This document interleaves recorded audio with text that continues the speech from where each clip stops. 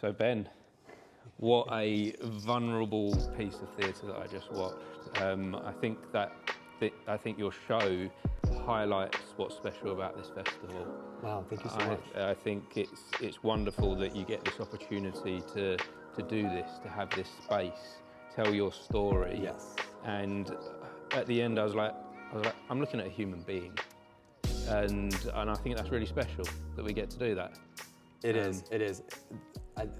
The reason why the Fringe is so special is because it gives you that platform every night, in my case for 24 performances, to get up and to be that human, and really pull back layers, like ways that you can't do. And then on top of that, you do it in front of sometimes 4 strangers. Sometimes you do it in front of a Scottish couple that you kidnap on the streets by giving them free comps. Yes. And then other times it's in front of loud audiences. You just never know, but it is the same experience. But does it matter if it's just 1 or if it's 50?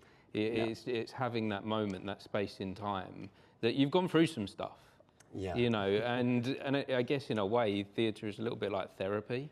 It is. I'm guessing, I'm an actor myself as well, so I know what that's like. No, art is therapy and therapy is art. Yeah, exactly. But I've never done what you do. I've never told my own story. I've never shared in this vulnerable way before.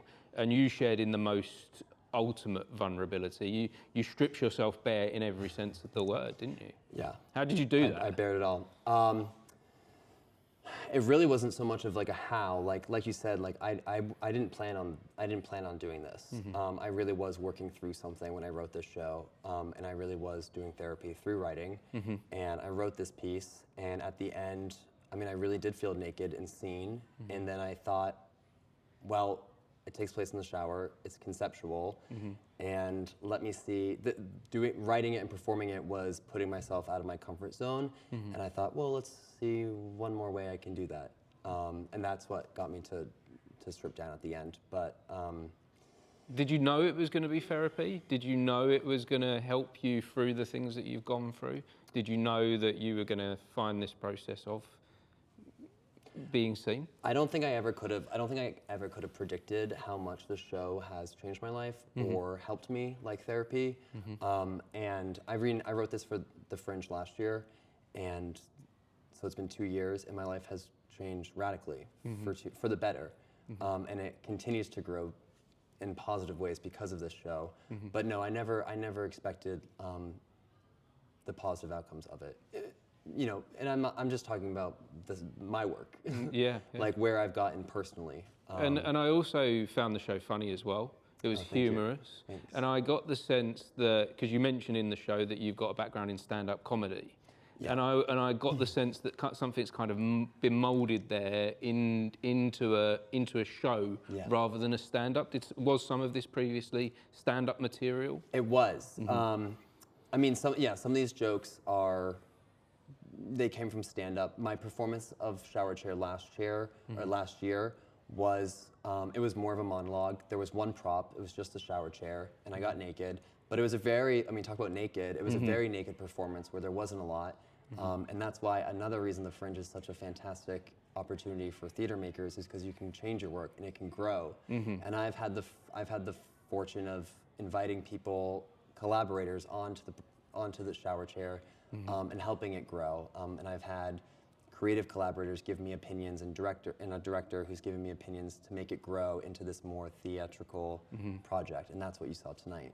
Do you see it growing any further from here, or do you feel like this is because I saw a show tonight. I didn't think that this needed to transform to be anything else, other than perhaps maybe not being a solo show. Have you considered that at all? I have, yeah. Like, I would love to have a Sybil on stage with me. I've also thought maybe I make this into a ballet. I talk about wanting to go into ballet class as a little boy. So I have this opportunity to be on stage. Why not make it into my dreams of being on stage? So yeah, I would love to include more movement, and I welcome more creative opinions. Like, I would love to keep Shower Chair growing and molding into something more and more. Yeah. If you're open to that, it's great that you're open to help making this evolve. How do you know what advice and opinions are good opinions and not so good? I think that comes with trust, and I think that comes with like trusting the people I invite on. I really trust my director. I really trust my creative producers, and there are people who have given me invaluable advice. Yeah, I think that's where that starts. Tell me a little bit about what they've brought to the show already. More set, more conversations, more brainstorming about what we could include. My producer Sophie and my producer Zoe, they've both given me creative tips, advice, and ideas on what the show could be, and that some of those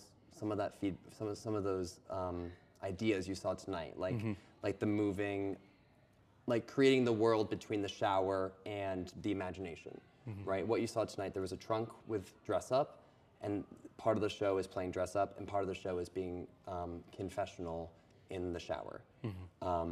So like inviting more theater brainstorming, that has been one way my collaborators have really helped me. And like you said, like I'm getting naked on stage. Like this is my story. I am working through it. So it is so helpful to have somebody watch the show and then offer other ideas. And a fresh perspective as well, because you're going to be, being a human, we're internal. We don't know what we look like to others. But when you're doing theatre, it's important to get that other perspective, isn't it? So that you see if it's translating.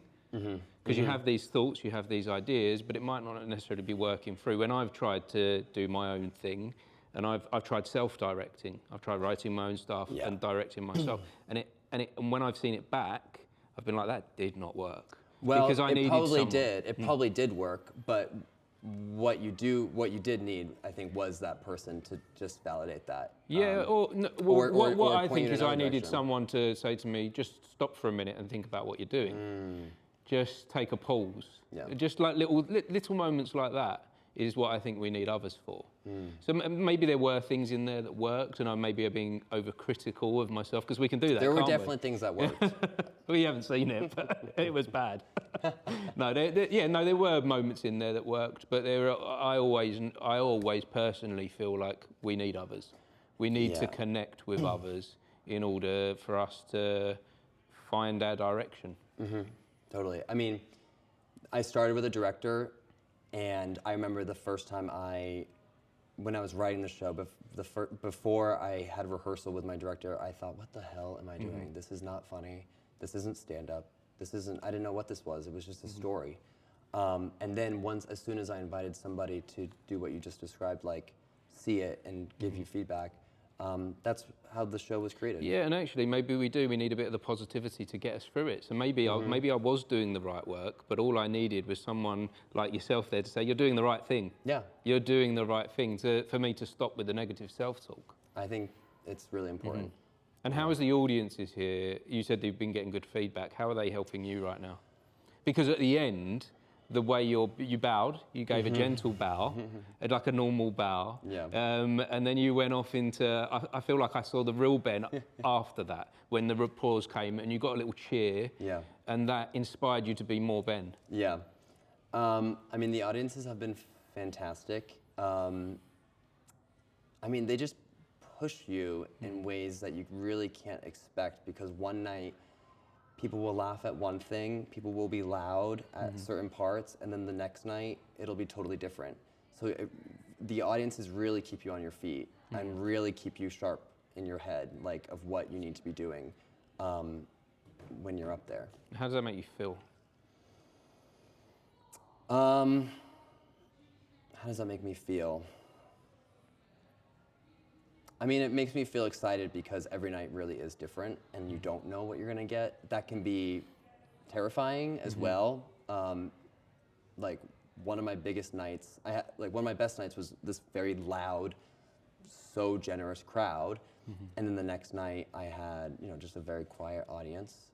And so yeah, you don't know what, you don't know if it's you or what, but then sometimes a really quiet audience will have the most tender, emotional feedback at the end. And it's often the case that they're quiet because they're being considerate. That's right. That's right. And I'm also learning more about audiences, and this is the part that I love, is like seeing how different audiences are. Like I've had 2 nights that have been have had mostly like older gay men, which I love seeing, because it was mostly women up until that point, but then older gay men came and they were so quiet. But they would come up to me at the end and give me the most emotional feedback. Yeah, and I think it's also important for straight men to see this as well. I think you're right. Like myself, so I know someone that's young that's actually going through a bit of the same thing you went to with the chart. Like let's tick it off. Am I gay? Yeah. Am I straight? Well, like trying to work out by the numbers which is it. So I think for others to see it, that know someone that's going through that. Yeah. That just to have that empathy. Yeah, I think it's important for straight men to see, because Shower Chair really is about letting your most authentic self out. It is about taking that bow at the end and being Ben. It is about being your best version. And I think a problem that straight men deal with the most is having to tamper down parts of themselves. I mean, in my show, you saw like I attempted to be a straight man, and that was the most miserable I've ever been. Yeah. And that doesn't have to be because someone's gay. That can be because you're fearful. So yeah, I think you're right. I think a lot of straight men should see Shower Chair. Yeah. Or just all of us as human beings to be comfortable with who we are. That's right. And maybe I think your show highlighted as well. Maybe there isn't that you're straight or you're gay. Maybe there's a wide variety of. We're all just different types of people at the end of the day, aren't we? And we should just be comfortable with who. Be ourselves. Be comfortable with who we are. Yeah. Yeah, and show it off. What a really important message that your show and you are delivering to the audiences and to the people here at the Fringe. Well, I'm really glad that's coming across. That makes me really happy. 100%. Well, thank you so much, Ben. I really do appreciate it. Yeah, wonderful show. If anyone wants to find out more about you or your play, where do they find out about you? At Shower Chair Play. At Shower Chair Play. Oh yeah. If they yes, at Shower Chair Play on Instagram, and we have a digital program on there. My Instagram, I'm constantly plugging the show and posting about it, just at my last name, Fallaci. And what we'll do is we'll link all the stuff in the comments below underneath this post. Okay, great. That'd be the best way, won't it? We're on TikTok and Twitter as well, and then the production company is Speak About Productions. At Shower Chair Play is on Instagram, it's on TikTok, and you can also follow the production company that is bringing Shower Chair here at the Fringe, Speakerphone Productions, to find out more. I always leave the hard questions till the end. That was hard. That was hard. That was the hard bit. Remembering exactly. You've just come out of a show. It was a bit mean for me to do that, to throw that one at you. But thank you so much for sharing. Thank you. Thank you so much for sharing on stage like that as well. It is so important what you're doing, and I do applaud you for being honest and showing yourself who Ben is. So well done. Thank you. And if anyone was watching or listening, thank you for joining us for this conversation. We appreciate you as well. Thank you. Thanks again, Ben. Thanks. Cheers. Wonderful.